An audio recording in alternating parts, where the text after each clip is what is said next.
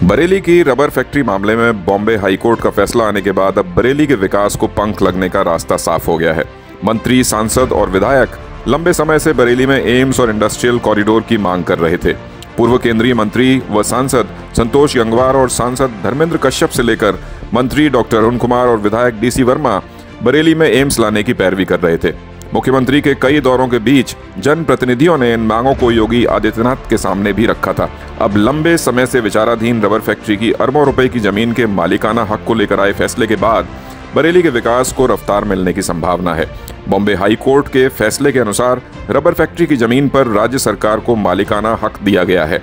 Bombay high court ने alchemist नाम की कंपनी के पक्ष में दिए गए फैसले को पलटते हुए अब राज्य सरकार को हलफनामा दाखिल करने के लिए 3 हफ्ते का समय दिया है।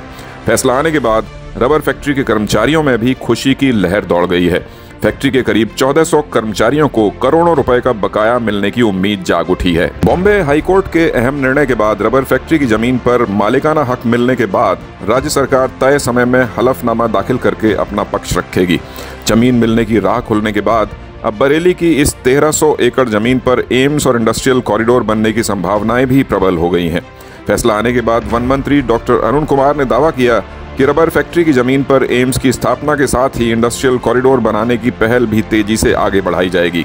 बॉम्बे हाईकोर्ट से आए फैसले को जनप्रतिनिधियों ने जिला प्रशासन की जीत बताया है। वन मंत्री ने कहा कि जमीन मिलने के पक्ष में कई सीढ़ी आगे बढ़े हैं। जमीन लेने के लिए दूसरी जरूरी प्रक्रियाएं भी जल्द पूरी कराई जाएंगी।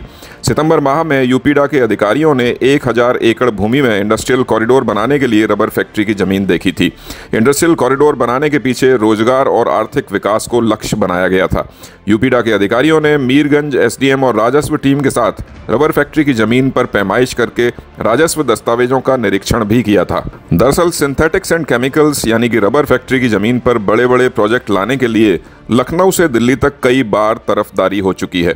टेक्सटाइल पार्क और हथकरघा का बड़ा प्रोजेक्ट बरेली के लिए फाइनल तो हुआ, लेकिन जमीन न होने की वजह से टेक्सटाइल पार्क हाथ से निकल गया था। इसके बाद मुख्यमंत्री योगी आदित्यनाथ के सामने रबर फैक्ट्री की जमीन पर एम्स जैसा अत्याधुनिक सुविधाओं से लैस चिकित्सालय निर्माण का मामला भी उठाया गया था। जिला प्रशासन की ओर से रबर फैक्ट्री केस की पैरवी कर रहे अपर जिलाधिकारी वित्त एवं राजस्व संतोष बहादुर सिंह का कहना है कि मुंबई के सेठ किलाचंद को जमीन देने के दौरान 1960 में तत्कालीन राज्य सरकार की ओर से तैयार की गई सेल डीड के अहम तथ्य से ही यह निर्णय राज्य सरकार के पक्ष में आया है। अल्केमिस्ट कंपनी के पक्ष में हुए फैसले को बॉम्बे हाई कोर्ट ने वापस कर दिया है। अब शपथ पत्र दाखिल करने के लिए सरकार को 3 हफ्तों का समय दिया गया है। ये विजय चौधरी कहते हैं और मैं सिंथेटिक्स केमिकल्स में सुपरवाइज़र की पोस्ट पे था। 99 विगत से फैक्ट्री बंद है, तब से हम तमाम जगह अपने वेतन और जो बेनिफिट्स उसके लिए प्रयास रहते हैं। कोर्ट के नज़रिए को बहुत अच्छे नज़रिए से देखते हैं। हमारे प्रयास जो हैं काफ़ी फलीभूत रहे। अभी बहुत शीघ्र में हम मुख्यमंत्री तक गए थे और हमारे वहाँ पे पत्राचार हुआ है और हमें लगता है कि हमारी जो बात थी उसका एक पॉजिटिव एटीट्यूड था ये, और इससे सारे वर्कर को फ़ायदा होगा और जल्दी से जल्दी फ़ायदा होगा, क्योंकि 24 साल एक बहुत बड़ा समय होता है।